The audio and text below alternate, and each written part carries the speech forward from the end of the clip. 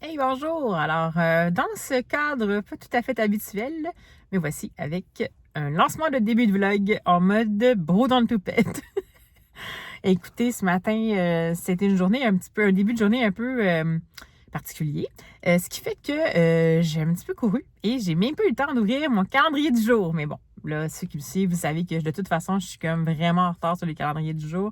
Les calendriers du jour, sur les calendriers de l'avant de thé surprise.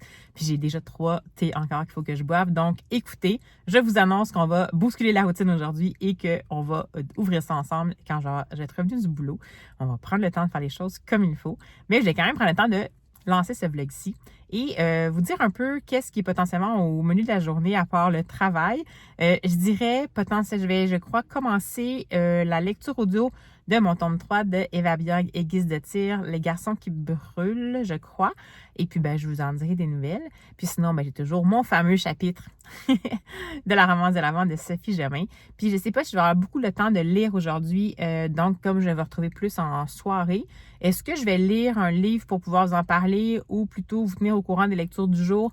Puis peut-être même vous montrer peut-être quelques petits trucs qui ont rapport un peu plus à Noël. J'ai peut-être une petite idée là, que je pourrais, de quelque chose dont je pourrais vous parler là, qui ferait quand même un petit peu de contenu intéressant pour vous. Donc, on verra bien. Mais pour le savoir, il va falloir me suivre. Alors, allez, on va lancer ça en mode dépêchons-nous. Allez, on se lance et c'est parti!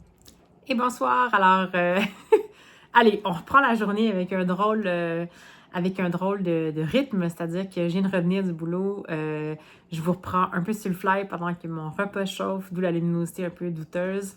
Et j'ai encore une fois ma petite lumière. Ma petite lumière de panne d'électricité que j'ai mis parce que j'étais juste trop large, j'allais tout installer parce que je vais souper. Mais je voulais ouvrir avec vous le fameux calendrier de l'Avent. Donc, nous sommes arrivés à la case du 12, je crois. Du 12? Où est le 12? En bas à droite. Donc, hop. Et voilà. On va ouvrir ça. Là aussi, je vais vous parler un petit peu de chronique de thé, je vais vous dire. Alors, qu'est-ce qu'on a? Un Genmaicha biologique de Camellia sinensis. J'ai jamais pris ça. Du Genmaicha. Ça sent bon? Bon, ça sera peut-être mon petit thé de demain. Je suis en télétravail. Donc, je vais essayer de vous mettre un focus sans qu'on ne voit rien. Je ne sais pas s'il va vouloir focuser, mais je pense pas. Est-ce qu'il focus? Non, il ne focus pas. Ah! Ah, voilà. Et voilà. Camellia sinensis. Genmaicha biologique. Et bien voilà, c'est super. Sinon, chronique rapide.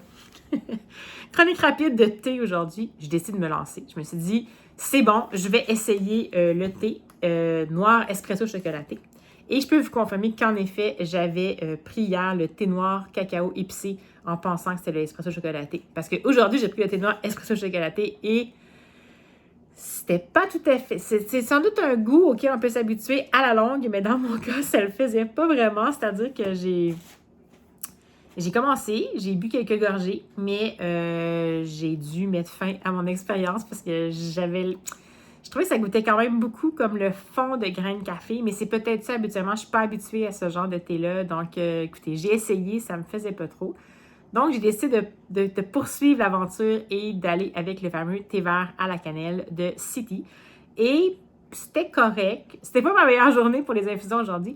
C'était correct, j'ai bien aimé ça. C'est particulier parce que c'est vraiment du thé vert et la cannelle. Donc, on est habitué d'avoir souvent associé la cannelle avec du sucre, même si je ne suis pas quelqu'un qui est très dans le sucré. Mais là, c'est un peu spécial parce que ça goûtait vraiment comme du thé saupoudré à la cannelle. C'est correct, mais ça m'a un petit peu surpris.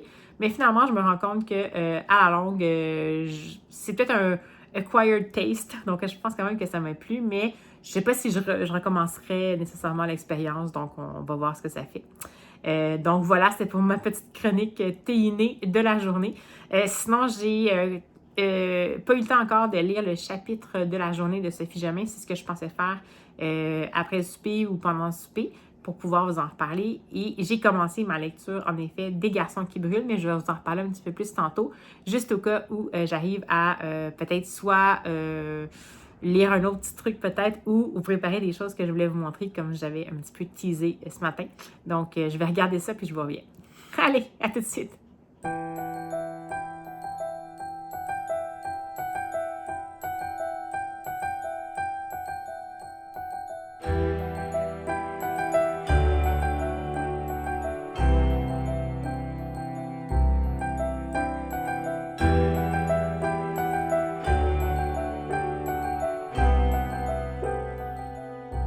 Et bonsoir! Alors, me voici.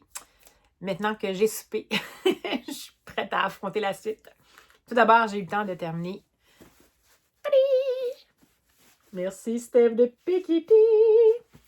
Alors, j'ai terminé, excusez-moi, le chapitre du jour de Un quart pour Noël de Sophie Gemain, donc le chapitre 12. Et ma foi, comme je vous disais, je ne pourrais pas vous en dire à chaque fois, de vous dire tout à chaque fois parce que c'est sûr que ça évolue beaucoup, mais je vous dirais que ça commence à brasser, c'est-à-dire que, comme je vous expliquais, le fameux Augustin, c'est le frère de la meilleure amie d'Avril. Puis là, Eva, qui est sa fameuse meilleure amie, qui est arrivée à l'endroit où Avril passe ses vacances. Et évidemment que là, entre Augustin et Avril, j'en dirai pas plus, mais ça se complique parce qu'il n'y a vraiment pas une relation super bonne entre Eva et son frère Augustin. Donc, on sent qu'il y a un triangle qui va se mettre en place. Puis c'était pas nécessairement un triangle amoureux finalement. Donc, je trouve ça super intéressant. Ça aborde beaucoup de choses jusqu'à maintenant comme sujet. Ça a l'air super... ça peut avoir l'air anodin comme approche, mais c'est rien... C'est tout sauf anodin, je dirais. C'est-à-dire qu'on reste toujours comme dans le semblant de légèreté, mais on aborde avec beaucoup de fluidité différents sujets. Entre autres, j'ai trouvé jusqu'à maintenant que le consentement a été abordé de façon super fluide. Ça n'a pas du tout l'air plaqué, ça n'a pas du tout l'air déplacé ou comme si c'était un message. Ça fait vraiment partie des choses. Donc, il y en a plein d'autres, mais je ne vais pas trop divulgacher quoi que ce soit, mais juste dire que jusqu'à maintenant, j'aime vraiment beaucoup la façon qu'a Sophie Gemain d'aborder des sujets comme ça, puis que je trouve qu'elle le fait très bien. En parallèle avec le petit côté, évidemment, auquel on va s'attendre d'une romance, bien entendu. Mais voilà, donc, très bonne lecture du jour, je dirais. Sinon, je suis en train de, comme je vous disais, lire le fameux 3e tome de Eva Bioy et Guise de Tir. Tome qui est ici, dans la partie floutée de mon arrière-plan. Puis j'ai un petit peu juste comme paresse de me lever puisque je suis tout installée et tout. Donc, je vais faire la chronique sans. De toute façon, je ne vais pas rien vous montrer autre. Je crois que je suis rendue à peu près à 15% déjà. Donc, je l'écoute en livre audio, en anglais parce que j'ai pas réussi à trouver la version en français de ce tome-là. Donc, c'est Night Shadow, je pense, le tome 3. C'est la série Forbidden Iceland en anglais de Eva Björk et Guise de Tir. Et bien, la narratrice est vraiment excellente. Donc, écoutez, quoi d'autre? Que dire d'autre à part que jusqu'à maintenant, on retrouve... on retrouve Elma, donc l'inspectrice, l'enquêteur, la policière. On la retrouve quelques mois après la fin du tome 2. Donc, on est vraiment proche dans le continuum espace-temps, comme on dit, dans... Back to the Future. On est très proche dans la ligne de temps, dans le fond, du tome 2. Donc, c'est sûr que je ne peux pas vous dire beaucoup de choses par rapport à l'évolution personnelle des personnages, mais pour le restant, on est dans une intrigue particulière. Il semble y avoir... Je ne prendrai même pas la 4e, je pense que je vais y aller comme ça, parce que je ne l'ai même pas lu, finalement, la 4e de couverture. Je voulais comme pas... Des fois, il y en a beaucoup des 4e de couverture, puis je ne voulais pas vraiment me divulgacher. Donc... dans le fond, Afzal Baka, on va retrouver un jeune homme décédé dans une maison en feu. Donc, en fait, il y a eu un feu qui va avoir lieu dans une maison et on va se rendre compte qu'il y a un jeune homme qui était dans la maison et qui est décédé. Et assez rapidement, on va un petit peu soupçonner que c'est un incendie criminel. Puis, on essaie un peu entre est-ce que le jeune enfant aurait pu se suicider, mais ça ne semble pas être dans les cartes. Donc, on va se demander qu'est-ce qui se passe parce que pour le moment, on ne voit pas vraiment pourquoi ce jeune-là aurait été victime de d'un meurtre, premièrement, puis de ce type de meurtre-là. Donc, Elma va être un petit peu mêlée à tout ça. Comme d'habitude, elle va être avec son collègue, son bon collègue, en fait, puis on comprend, un bon collègue, je n'aimerais pas rien d'autre, parce qu'on a une tombe 3, tombe 2 et tout ça. C'est Sievar qui va être avec elle et qui va essayer d'enquêter sur tout ça.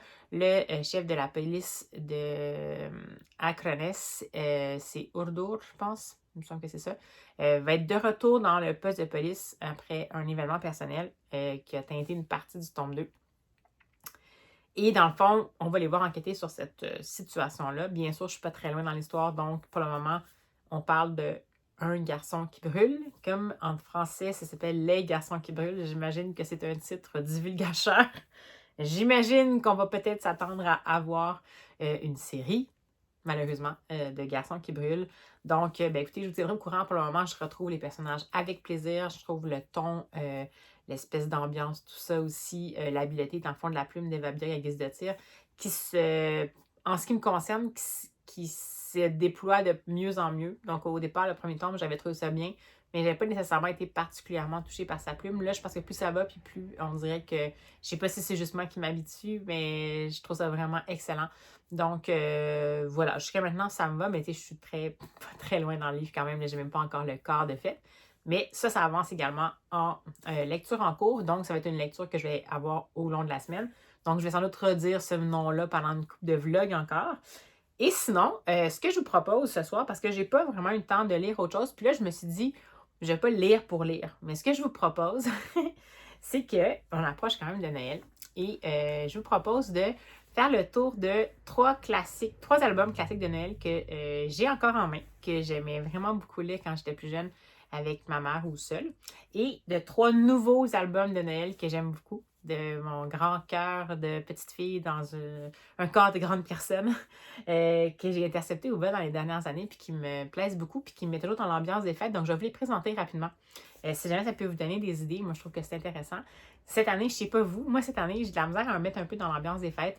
Je ne sais pas pourquoi, mais c'est comme ça. Donc, je trouve ça un petit peu dommage parce que c'est chouette quand même l'ambiance des fêtes. Donc, c'est pour ça que je fais le petit côté du calendrier de l'Avent.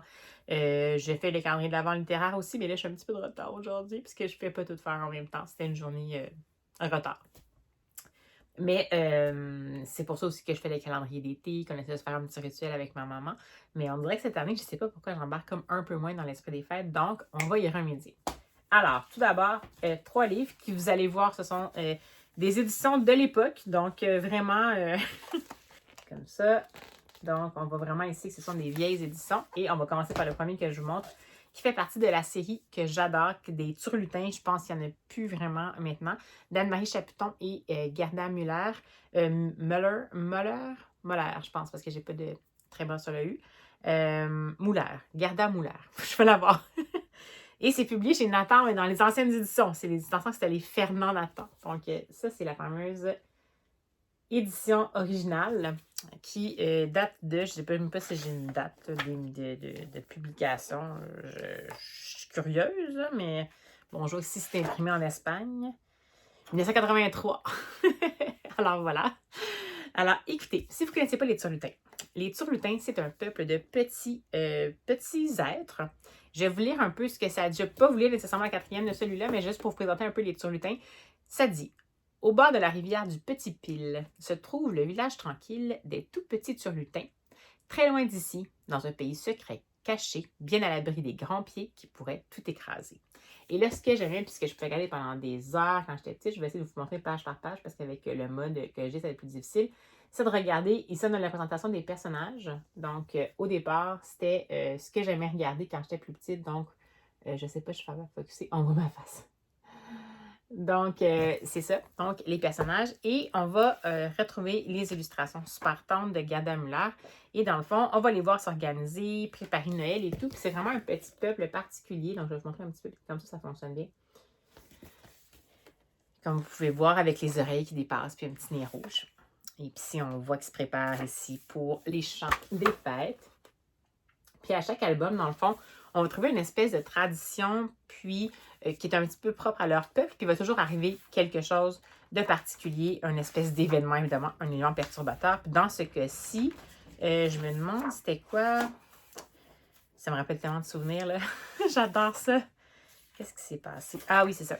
C'est qu'il arrive à un moment donné, dans le fond, tout le monde est rassemblé, tout le monde fait la fête et finalement, il va arriver qu'une famille de mulots, parce que dans le fond, il y avait comme du bruit qu'on entendait, puis ils vont se rendre compte que c'est une famille de mulots qui était peut-être affamée puis qui avait été attirée par les petits pains au raisin. Je pense que c'est Léna la boulangère, je me souviens encore des noms, là. Il me semble que c'est ça. Ou Léna la potière. C'est qui la... Pota la potière. Il me semble que c'est Léna la boulangère. Léna la boulangère qui a fait les petits pains. Puis dans le fond, ils vont finir par fêter avec les mulots. Pour Noël, je vais vous montrer les petits mulots. C'est vraiment cute. Ça donne un petit peu une idée aussi de la taille des personnages. Donc, c'est vraiment chouette. C'est super touchant. Ce que j'aime là-dedans, c'est qu'on va vraiment apprendre à connaître l'univers des Turlutins d'une histoire à l'autre. On va apprendre à connaître les personnages, les caractères de chacun des personnages. On a même une carte ici de la vallée des Turlutins que je vais essayer de vous montrer. Je sais pas si on voit. Ouais. Donc, ça ici, c'est Petit Mouron, le chef, je pense. C'est-tu lui? Je pense que c'est ça. Petit Mouron, ça me faisait vraiment rire quand j'étais petite, ce nom-là. Petit Mouron, le chef. Je pense que c'est lui. Ouais. Donc, c'est ça. On va toujours les voir. On va les voir interagir entre eux. Il y en a un qui est plus bourru. Il y en a un qui est plus débrouillard. Il y en a qui veulent... qui sont un petit peu plus énervés parce que c'est des jeunes sur lutin. Puis c'est vraiment un album d'ambiance. Donc, on va retrouver l'univers quand on est des enfants. Ce qui est super intéressant, c'est tous les petits détails dans les illustrations. Je me racontais tellement d'histoires, même sans qu'on ait le texte, parce qu'on essayait de... justement, dans le fond... j'essayais de voir si je pouvais comprendre l'histoire sans nécessairement la lire. Puis vraiment, là, c'est sûr que dans tous les albums de Turlutins, je vous dirais que celui-ci, je l'aimais parce qu'on le lisait dans Noël. J'aimais surtout parce que c'était les Turlutins, dans le fond. Mais c'est pas mon préféré des Turlutins. Donc, j'en avais un, il me semble, qui avait rapport avec la rivière. Puis un autre que c'était... il y avait... les écureuils. Les Turlutins, les écureuils, puis les Turlutins et la rivière, je pense. La rivière, je pense que c'était comme une inondation. Puis les écureuils, c'est qu'il y avait des écureuils qui étaient venus s'installer dans leur arbre. Puis là, ils voulaient apprendre à voler, puis à habiter dans les arbres. Mais finalement, c'était de voir justement que même si on veut, on a des nouvelles personnes qui arrivent dans notre vie, on n'est pas obligé de devenir comme eux autres pour que ça se passe bien. Donc là, je vais vous en parler comme ça à chaque fois parce que sinon, on n'est pas sorti du bois. Excusez-moi, mais vous voyez que je reviens en enfance. Sinon, un classique, mais vraiment vieille édition, sont ressortis depuis en édition toute jolie avec un dos en toile et tout ça, mais quand même un classique. Donc, les fameux Ernest et Célestine de Gabriel Vincent. Et ici, on a Noël chez Ernest et Célestine. Pour ceux qui connaissent. Et puis, c'est chez RP. Regardez-moi ça, ce vieux logo-là. Donc, dans le fond, je ne vous le montrerai pas rapidement, mais ma mère m'avait écrit un mot dans mon livre quand même. Ça, c'est ma petite maman d'amour. Alors, dans le fond, Ernest et Célestine, il y en a vraiment plusieurs. Gabriel Vincent, malheureusement, c'est une autrice qui n'est plus, donc qui malheureusement est décédée. Et c'est l'histoire de Ernest, qui est un grand ours solitaire, et de Célestine, qui est une petite souris qui est orpheline et qui a été adoptée par Ernest. Et on va avoir différentes aventures qu'il va avoir. Et dans, évidemment, Ernest et Célestine, c'est que, si je me souviens bien, dans le fond, Célestine va le convaincre de faire un réveillon. Puis Ernest, au début, il veut pas parce qu'il dit, bon, on n'a pas d'argent et tout, mais que finalement, ils vont... Puis là, Célestine a dit, bon, on va tout faire nous-mêmes. Puis ils vont préparer un grand réveillon. J'aime tellement les illustrations. Là, je ne sais pas si vous voyez ici, il y a Célestine qui prépare les petits crackers de Noël. Et ce que j'aime beaucoup, c'est les illustrations tout en finesse et en douceur. On est vraiment dans... C'est de l'aquarelle, je crois, avec un trait de rapidographe. Et puis, j'aime tellement la complicité des personnages. Je vais voir si on a des complicités entre Ernest.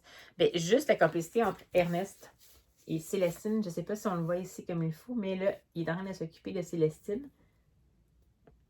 Le petit visage, c'est tellement chouette.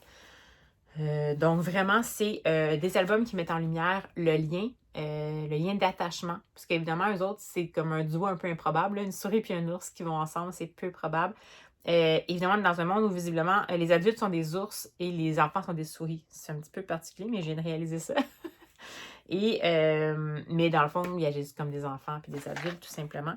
Et puis, il y a toujours un petit quelque chose où Célestine va vivre une émotion par rapport à une situation. Puis c'est toujours ce moment-là qui est super touchant.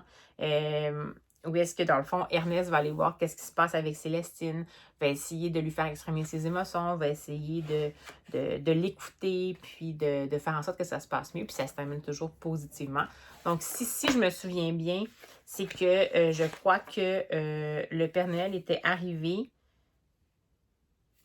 puis elle réalise pas que, je sais pas si je vais péter la bulle des gens, mais que Ernest, en fait, était déguisé en Père Noël, puis elle pense qu'elle a perdu Ernest.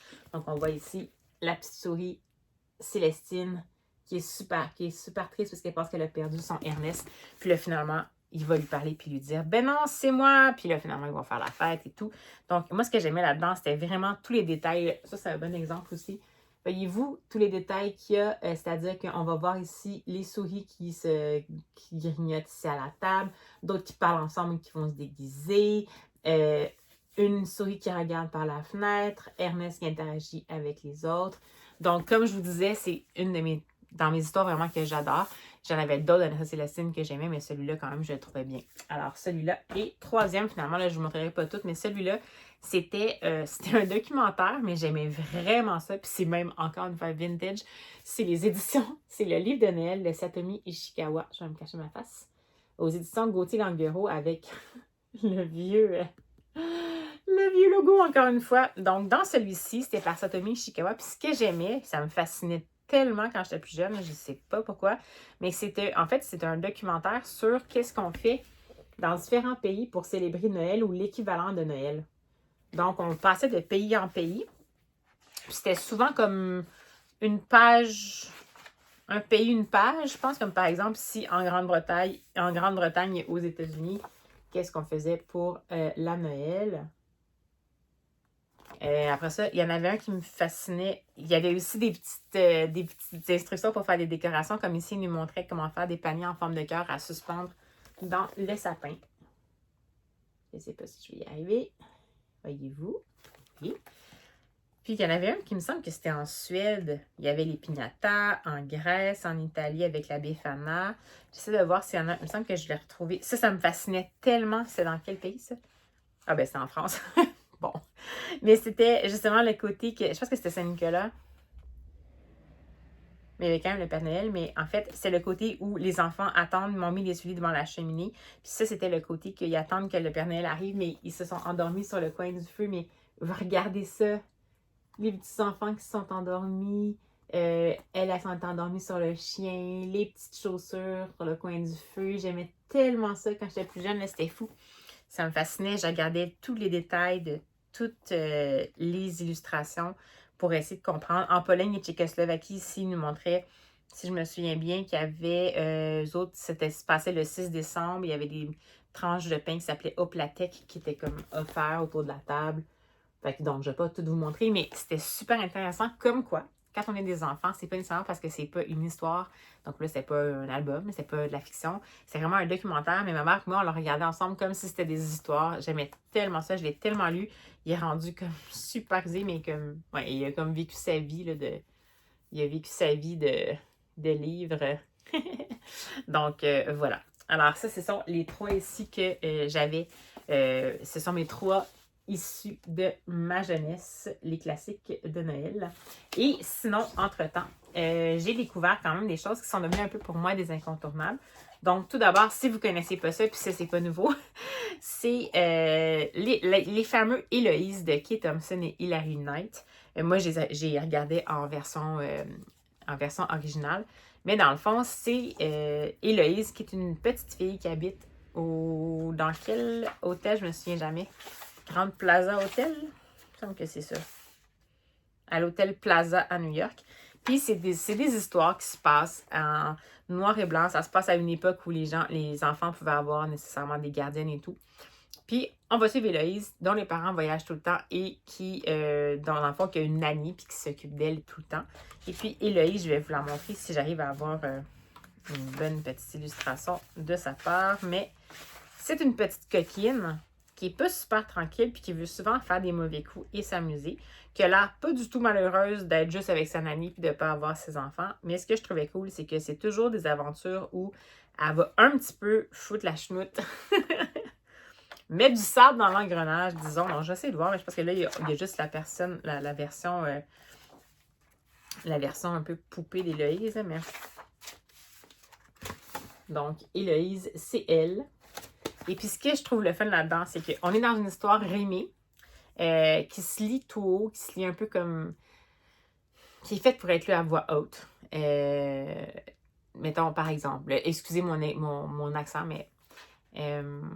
It's Christmas Eve with a blizzard outside and 4 below zero or more. But inside the plaza, we're cozy and warm in our rooms on the tippy-top floor. Oh, we're Skipperty, who is my turtle, and Winnie, who is my dog, Nanny, my mostly companion, and me, and the blazing Yuletide log. Donc, c'est un peu quelque chose, à part mon accent de schnout, que vous voyez que c'est fait pour être lu à voix haute et pour faire rimer. Là, ici, je vais vous montrer une illustration de Héloïse et sa Nanny au coin du feu. Et ce qui va arriver, c'est que ça passe toujours tranquillement. Puis à un moment donné, Héloïse est comme un flash. Héloïse est comme, je pense qu'elle a 5 ans, quelque chose comme ça. Puis là, elle se dit, ah, je vais faire ça. Puis là, elle va se mettre à soudainement être en action. Et ce qu'on va souvent voir avec Héloïse, c'est des espèces de plans où elle va se promener dans l'hôtel. Comme dans celui-là ici, on va voir Héloïse. Là, ici, vous allez voir, c'est le petit fil rose qui représente le trajet qu'Héloïse a fait. Vous pouvez voir les espèces de circonvolutions qu'elle fait un peu partout. Elle va se promener de pièce en pièce. Puis elle va essayer d'aller cogner à toutes les portes. Et comme vous pouvez le voir, c'est pas tout le temps, c'est pas tout le monde qui va toujours être heureux de la situation. Donc, ce que j'aime beaucoup, le côté, c'est, ben, voyez-vous, il y a même ça ici, ça c'est dans ses rêves. Il y a toujours un petit côté vintage, oui, un peu ancien, mais en même temps, ce que j'aime d'Héloïse, c'est le personnage qui est sans compromis. C'est vraiment l'incarnation de l'enfance pure. Elle a une idée, elle a fait, elle est super créative, elle s'en fâche pas dans ce que nous, on pourrait dire « Oh mon Dieu, elle est toute seule à Noël et tout ça. » Elle va pas s'encombrer du fait de des convenances, qu'est-ce qui devrait être fait, qu'est-ce qui devrait être pas fait. C'est vraiment quelqu'un qui est genre une petite fille qui croque dans la vie et qui décide que l'ensemble du monde qui l'entoure va devoir croquer également dans la vie. Donc, j'ai vraiment aimé ça. Ça existe aussi en traduction, donc n'hésitez pas peut-être à le découvrir. Il y en a plusieurs autres. Il y en a un que c'est, je pense que c'est un bain. Il y en a un que c'est Héloïse tout court, mais ça vaut vraiment le coup. C'est pas jeune, mais ça vaut tellement la peine, là. Sérieusement, allez-y. Sinon, dans un complètement autre ordre d'idées, j'avais découvert quand j'étais libraire le fameux et le très grinçant, mais quand même, c'est un livre de Noël, mais vous allez voir, c'est L'étrange réveillon de Bertrand Santini et Lionel Richeran chez Grasset Jeunesse. Donc, on est ici plus dans le côté un peu Tim Burtonesque. Ça fait un peu penser d'ailleurs les illustrations à Edward Gorey. Ouais, je vais vous en montrer un petit peu. Dans le fond, c'est un enfant qui habite. Ses parents sont décédés, il habite seul dans un manoir, mais seul dans le sens qu'il y a des servants et tout ça. Puis, à un moment donné, si je me souviens bien, il va décider de vouloir avoir un réveillon. Je me souviens plus qu'est-ce qu'il disait. À quelques jours du réveillon, en fait, c'est ça, il vient de perdre sa famille. Puis, il dit que il aimerait ça pas être tout seul cette année, puis il aimerait ça accueillir des morts à sa table. Donc là, tout le monde essaie de l'en dissuader. Puis finalement, ils vont finir par accueillir des morts. Et ça va venir faire comme une espèce de grand festin. Mais ce qu'on va voir, puis c'est particulier, ça c'est vraiment assez majeur. Là, je vous avertis, attention aux âmes sensibles. Hein, c'est vraiment, j'étais plus vieille quand j'ai découvert ça. C'est qu'on va voir que tout le monde va essayer que ça fonctionne. Donc de faire croire que ça fonctionne. Voyez-vous ici, on a les servants qui essayent de faire en sorte que ça c'est celui qui a déterré les morts. Il y en a un qui fait tenir le chapeau parce qu'évidemment, c'est des cadavres et tout ça. Et il va y avoir tout ça qui va se passer, mais éventuellement, ce qu'on va se rendre compte, c'est que malgré le fait que c'était des morts, il va quand même réussir à développer un lien avec eux autres puis à se sentir un peu moins seul, en bonne compagnie. Et à minuit, il va avoir une petite surprise. Puis je vais vous la montrer parce que c'est un album, mais quand même, c'est pour vous montrer à quel point. C'est que grâce à tout ça, comme il va avoir été accueillant avec les morts à minuit, ses parents décédés, l'un de ses parents, vont venir lui rendre visite. Donc, c'est spécial, c'est grinçant en même temps, c'est touchant, c'est pas pathétique. On est vraiment dans un côté un peu un enfant qui est un peu, comme on va dire, une vieille âme qui passe par-dessus justement le fait qu'il est vraiment toute seule. Le côté un peu bienveillance, comme vous voyez, des parents et de son entourage. Le côté aussi qu'il a un grand cœur, puis que ça part vraiment quand il veut accueillir des morts à sa table. C'est parce que, oui, il ne veut pas s'ennuyer, mais en même temps, il se dit que les morts sont toutes seules, et pourquoi il ne pourrait pas les accueillir chez lui pour justement leur faire passer un bon moment.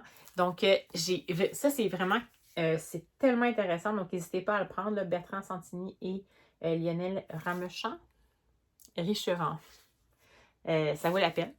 On est vraiment dans un autre genre. Et sinon, encore plus remuant, le fameux classique maintenant, édition Le Noël de Marguerite par India Desjardins, illustré par Pascal Blanchet, c'est chez La Pastèque. Et ça, ma foi, c'est vraiment un bijou. Si vous ne connaissez pas Pascal Blanchet, c'est quelqu'un qui mise sur des illustrations vraiment avec des volumes, avec des qui sont très vintage, mais qui fonctionnent beaucoup avec des gros volumes pleins, donc avec des formes géométriques, mais c'est tellement touchant.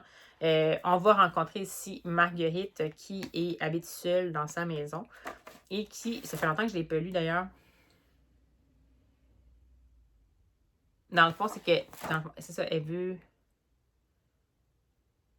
Dans le fond, c'est que elle a toujours très peur de tout. Donc, elle a décidé de passer Noël toute seule, de ne pas sortir et tout ça. Puis, à un moment donné, il va se passer quelque chose. Je ne me souviens plus qu'est-ce qui se passe. Ça va cogner à la porte. Puis, elle va penser que c'est potentiellement la mort. Et finalement, ce qui va se passer, c'est qu'elle va se rendre compte qu'il y a devant chez elle une voiture qui est tombée en panne. Et elle va décider, même si ça lui demande beaucoup, de tranquillement ouvrir la porte au monde extérieur. Donc, ça va commencer par une petite fille qui a envie de pipi puis qui dit « Est-ce que je pourrais rentrer chez vous? » Puis après ça, éventuellement, elle va finir par comprendre que ce serait bien qu'elle les accepte. Elle va commencer par aller leur porter de la bouffe. Puis, elle va finir par comprendre que, dans le fond, peut-être que il faudrait que tranquillement elle s'ouvre sur le monde. Donc, c'est quelque chose qui va parler de la vieillesse, de la solitude, du fait qu'on peut se renfermer sur nous-mêmes, puis que dans le fond, on a toujours la possibilité d'ouvrir la porte. Puis que des fois, c'est des petites choses qui font la différence. C'est vraiment tellement, tellement touchant. J'avais vraiment beaucoup aimé ça. Puis le visuel, j'essaie de vous en trouver un autre qui est vraiment marquant. Mais juste pour vous montrer un petit peu...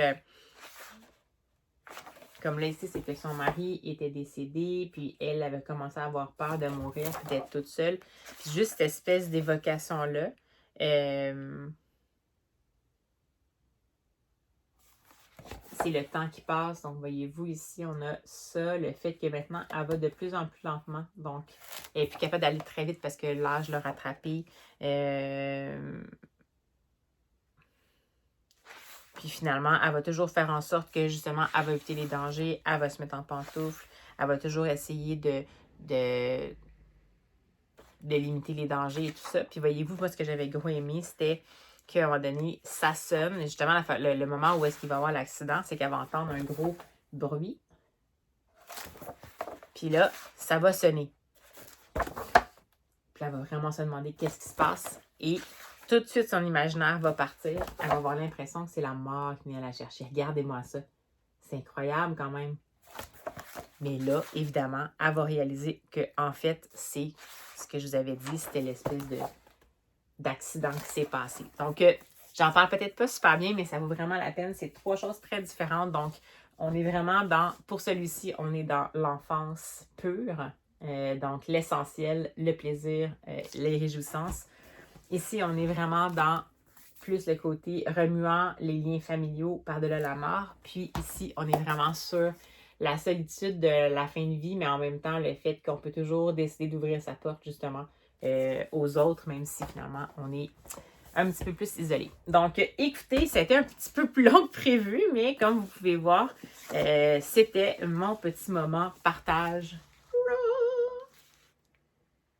de ces livres qui ont marqué mon enfance et de ces livres, les Noëls de mon enfance et de ces livres qui ont marqué les Noëls de ma grande enfance plus tard. Alors, écoutez, j'espère que ce petit tour d'horizon vous a plu. C'était un petit peu moins livresque, en tout cas, c'était livresque différemment. J'espère que vous aussi, vous avez peut-être des classiques de Noël que vous allez aimer me partager en commentaire. Je vous invite à le faire, en tout cas, parce que j'aimerais vraiment ça découvrir avec vous c'est quoi vos classiques de Noël, les albums jeunesse, justement. Vous savez que j'en ai lu quand même quelques-uns, mais je vous invite à le faire. Ça peut être aussi des albums que vous avez découverts récemment. Là. Moi, c'était vraiment sorti de mes voûtes, comme vous avez pu voir, mais ça pourrait être ça également. Puis, ben écoutez, si jamais ça vous a plu, n'hésitez pas à mettre un petit pouce en l'air, à évidemment vous abonner à la chaîne, à partager sur les réseaux. Puis, ben, d'ici à ce qu'on se revoit, c'est-à-dire dans quelques heures, je vous souhaite une bonne fin de soirée, des superbes lectures, puis on se dit à demain!